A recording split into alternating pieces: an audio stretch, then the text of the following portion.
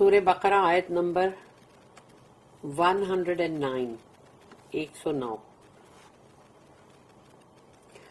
وَدَّ كَثِيرٌ مِّنْ أَهْلِ الْكِتَابِ لَوْ يَرُدُّونَكُمْ مِنْ بَعْدِ إِيمَانِكُمْ كُفَّارًا حَسَدًا مِّنْ عِنْدِ أَنفُسِهِمْ مِنْ بَعْدِ مَا تَبَيَّنَ لَهُمُ الْحَقُّ فَاعْفُوا وَاصْفَحُوا حَتَّى يَأْتِيَ اللَّهُ بِأَمْرِهِ إِنَّ اللَّهَ عَلَى كُلِّ شَيْءٍ قَدِيرٌ وَدُّ كَثِيرٌ مِّنْ أَهْلِ الْكِتَابِ. ود کا مطلب ہے چاہنا یا وہ محبت سے بھی ہے. ود جیسے اللہ کا نام ہے نا الودود، بہت پیار کرنے والا. تو یہاں پر ود یعنی چاہنا سے بھی آتا ہے. ود کثیر من اہل الکتاب، اہل کتاب میں سے بہت سارے یعنی لوگ، کثیر ان میں سے جو لوگ ہیں ان کی تعداد جو ہے کثیر تعداد، وہ یہ چاہتی ہے.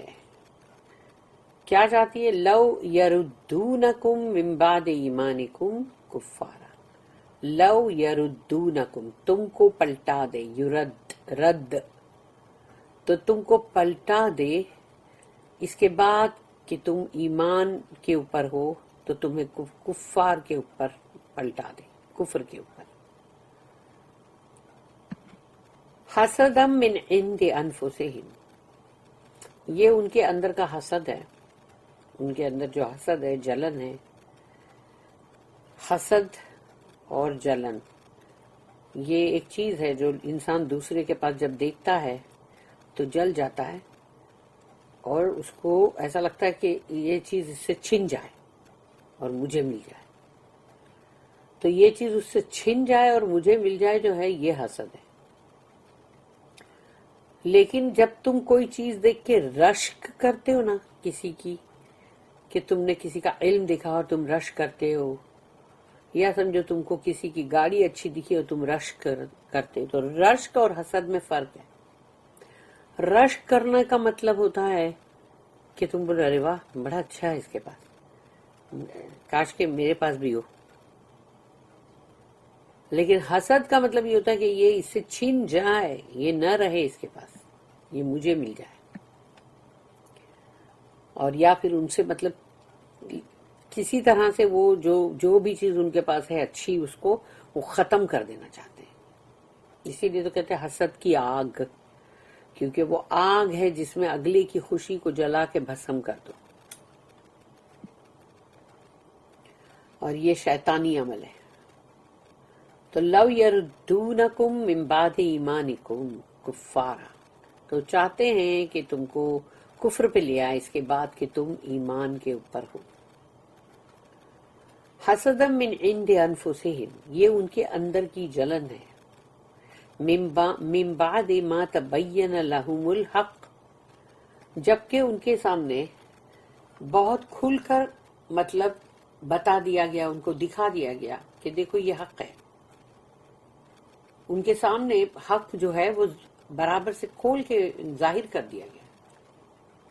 اس کے باوجود بھی فاعفو، یہ اب اللہ حکم کر رہا ہے. فاعفو، فاعفو میں عفو ورڈ ہے. عفو، عفو درگزر بولتے ہیں نا، معاف کرنا. اللہم انک عفو تحب العفو فاعف عنی، یہ دعا بھی ہے نا. تو اللہ تو معافی کو پسند کرتا ہے، تو عفو جو ہے وہ معاف کرنا ہے. تو اللہ کہتا ہے فاعفو، تو ایسے لوگوں کو معاف کر دو. وصفہو، وصفہو کے اندر صفحہ ورڈ ہے، اور صفحہ کا مطلب ہے کہ درگزر، اوور لک کر دو.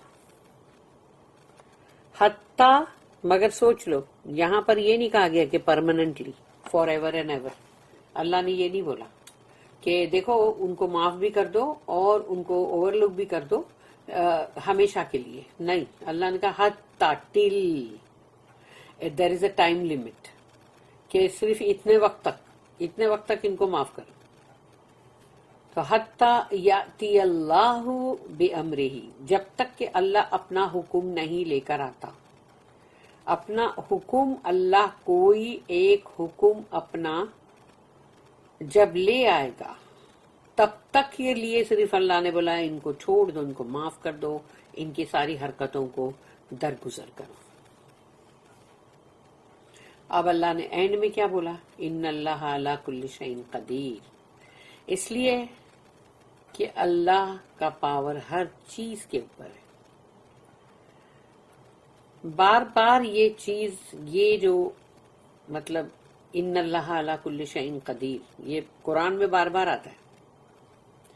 ہر بار ہم کو صرف یہ دیکھنے کی ضرورت ہے، غور و فکر کرنے کی ضرورت ہے کہ اب کی بار کیوں آیا، اس کے پیچھے کیا منشا ہے، اللہ نے کیا مطلب چاہا ہے، یا اللہ نے کیوں اس بات کو بولا کہ ان اللہ علی کل شیء قدیر، کہ یقیناً اللہ کا پاور ہر شے پر ہے. تو یہ یہاں پر کیوں بولا اللہ نے؟ یعنی یہاں پر اللہ جب بول رہا ہے کہ معاف کر دو، ان کو درگزر کرو، جب تک کہ اللہ کا ایک حکم، ان کے لیے اللہ کچھ طے کرتا ہے یا کوئی حکم مطلب کرتا ہے تب تک کے لیے. اور یہ کہ اگر یہ لوگ ابھی ایسی سب حرکتیں اگر کر بھی رہے ہیں تو یہ ہے کہ اللہ کا پاور تو ہر شے پر ہے، اس لیے ڈرنے کی ضرورت نہیں ہے. اللہ کا جو انفینٹ پاور ہے اس کی وجہ سے یعنی ڈرنے کی ضرورت نہیں ہے. صرف اتنا ہے کہ اللہ جو اس وقت انسٹرکٹ کر رہا ہے ہم کو وہ سننے کی ضرورت ہے. تو ہر بار اللہ کوئی نہ کوئی اس کے پیچھے ایک وزڈم ہے جو ہر بار یہ بات آتی ان اللہ علی کل شیء قدیر، یعنی وہاں پر اللہ کا مقصد جو کچھ اور ہے جس کے لیے اللہ نے بولا. اب یہاں پر اللہ نے جو بولا ہے اس کی ہم نوٹ ابھی پڑھتے ہیں کہ پہلے ہم لوگ اس کے انگلش کا ٹرانسلیشن پڑھتے ہیں. Quite a number of the people of the book wish they could turn you people back to infidelity after you have believed, from a selfish envy after the truth has become manifest unto them. But forgive and overlook till Allah brings about His command, for Allah has power over all things. اس کی note میں ہے 3 words are used in the Quran. بہت اچھی note ہے یہ. 3 words are used in the Quran. 3 الفاظ جو ہے وہ قرآن میں استعمال ہوئے ہیں with a meaning akin to forgive، یعنی جو معاف کرنے کے تعلق سے ہے، but each with a different shade of meaning. اور ہر ورڈ کا جو میننگ ہے اس میں ایک الگ ہی مطلب شیڈ ہے.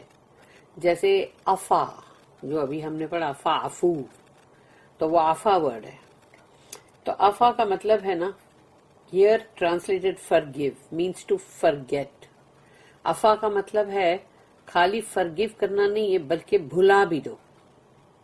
to obliterate from one's mind، یعنی یہ معاف کرنا ایسا معاف کرنا ہے کہ جس کو تم بولتے ہو کہ مٹا دیا گیا ہمیشہ کے لیے، تو اپنے دماغ سے بھی مٹا دیا گیا کہ وہ گناہ یا جو بھی غلطی تھی وہ.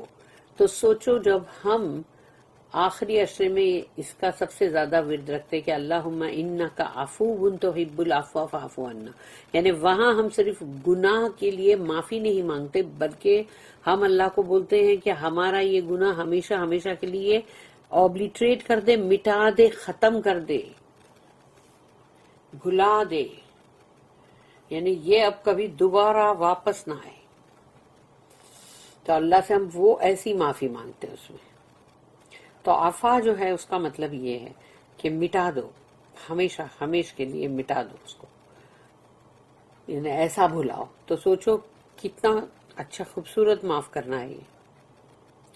پھر صفحہ جو ہے نا وصفہو، تو صفحہ ورڈ ہے اس میں، اس کا مطلب ہے ہیئر ٹرانسلیٹڈ اوور لک، اس کو نظر انداز کرنا ہے.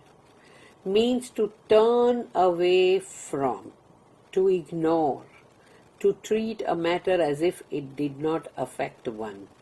یعنی یہ صفحہ کا جو مطلب ہے وہ ایسا معاف کرنا ہے جس کو نظر انداز کرنا بولتے ہیں کہ تم اس سے یعنی پلٹ گئے اور یا پھر تم نے اس کو اگنور کیا کہ ٹھیک ہے تم نے اس پہ دھیان نہیں دیا، اور یا پھر اس معاملے کو تم نے ایسا یعنی ٹریٹ کیا جیسے کہ اس کا تم پہ کوئی اثر ہی نہیں ہوا ہے۔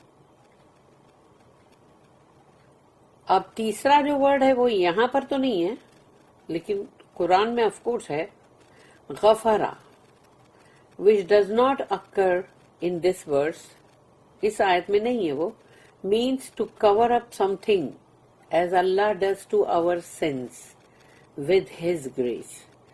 غفرا کا مطلب ہے ڈھانک دینا، جیسے اللہ ہمارے گناہوں کو اپنے فضل سے ڈھانک دیتا ہے، چھپا دیتا ہے۔ مغفر جو ورڈ ہے جو ہیلمٹ کے لیے بولتے ہیں نا کہ یہ سر کو کور کرتی ہے اور مطلب جیسے اس پہ مار نہ لگے، تو مغفر یہ اسی سے ہے، مطلب کور کرنے والا۔ تو غفرہ جو ہے وہ اس طرح کا ہے کہ غفرہ ایسا معاف کرنا ہے۔ This word is particularly appropriate in Allah's attribute to غفار، یعنی اللہ کا جو ایٹریبیوٹ ہے یعنی صفت اللہ کی جس میں یہ آتا ہے غفار، the one who forgives again and again، یعنی غفار کا مطلب ہے جو بار بار معاف کرے، تو بار بار اللہ معاف کرتا ہے۔